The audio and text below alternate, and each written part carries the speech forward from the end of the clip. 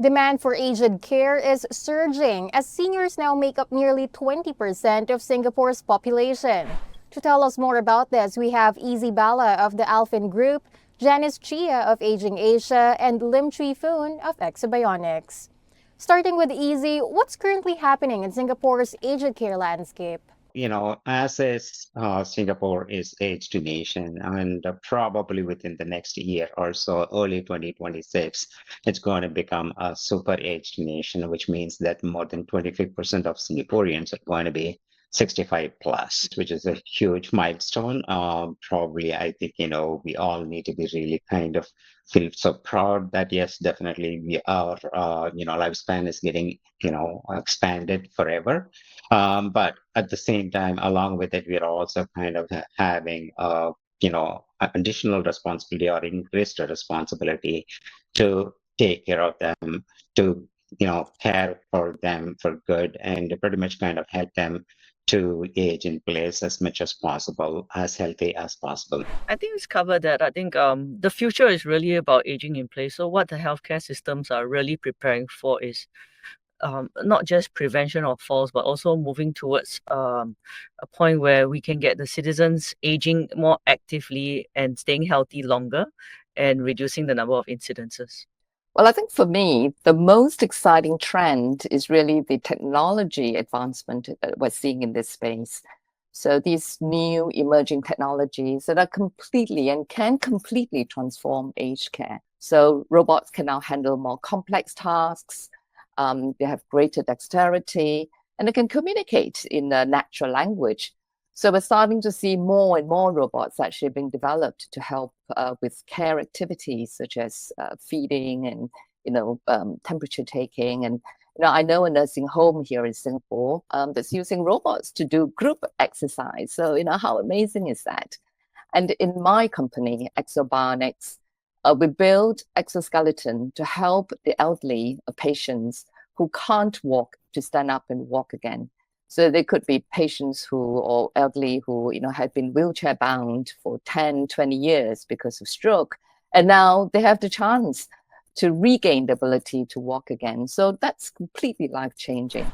But what's AI role in all of this? Can AI shift aged care from a disease-focused model to a more holistic approach? Currently, when we say data, every single blink of our eye, every single breath, what we take is all kind of considered as data, and we are generating tons and tons of data on a daily basis. To process all this data and make sense of it, definitely we require a huge, huge system like AI, which definitely kind of puts all of these together and makes sense of all the data, which otherwise humanly impossible, right? We cannot kind of make sense of anything, whatever is actually kind of coming out as data in this modern world with all the technological devices what we have to kind of augment our human capabilities in kind of providing care to not only elderly but for general population as such.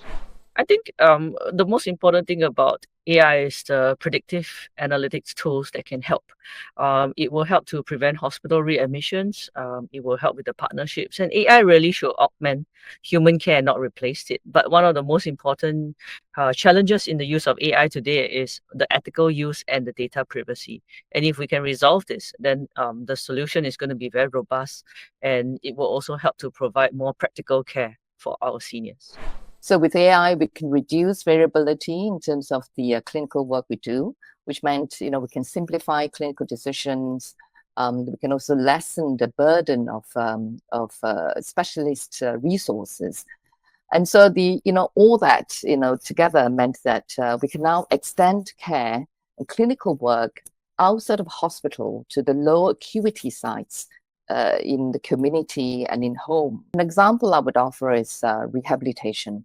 So we know that patients or elderly, when they go home from the hospitals, actually they stop rehabilitation or doing any physical training. That's because it's hard work. It's really hard to mobilize someone who's weak, with your bare hands. And of course, there's also a lack of a therapist in the community space.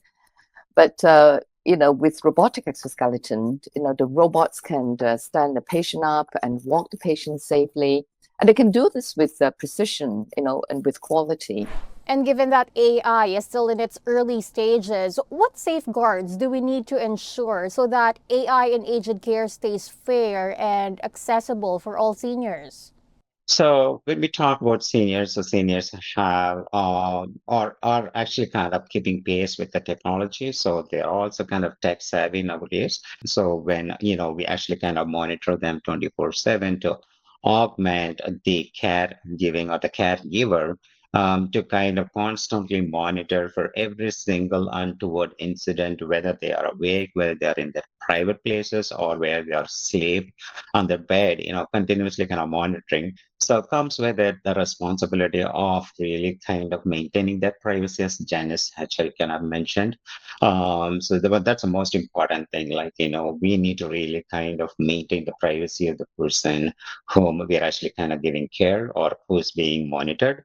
And the second thing is also pretty much kind of make use of those data for really kind of, understanding the overall kind of health, and also kind of projecting and protecting, anything which is going to be really kind of happening in the near term, and thereby allowing all the caregivers to kind of intervene early and pretty much kind of almost stop all those untoward incidents that are going to happen. So the key here is to really kind of make sure that the privacy is really maintained always, and the data is actually kind of used for better kind of outcomes. One of the main things is the knowledge. The public needs to know what is the data going to be used and collected for. And I think that comes to data transparency. So I think as long as users are clear about the use of the data and how it enhances their healthcare journey, it's going to be fine. Today, we have to accept that the use of technology has also overlapped every part of our lives. So, the use of data and AI in aged care is no different. But I think it's about the client knowing and about the healthcare providers being able to explain in a clear and transparent manner. For me, the bigger ethical dilemma right now is how autonomous can or should the AI be, especially in the recent weeks where, there's so much excitement in the AI world with the rollout of AI agents. So these AI agents now have the ability to analyze, to decide, but also to act autonomously. So the key question now is, of course, it's great for efficiency, for accessibility, but to what extent do we need to keep human in the loop? So it's really a question of accountability. And ultimately, in aged care, we really want human to have the accountability. Thank you so much for joining us today and for sharing your insights, Easy, Janice, and Trifun. So much says. Thank you. Thank you. Once again, those were Easy Bala, founder and CEO of the Alphin Group, Janice Chia, founder of Aging Asia, and Lim Trifun, CEO of Asia Pacific at Exobionics. For more news, visit sbr.com.sg.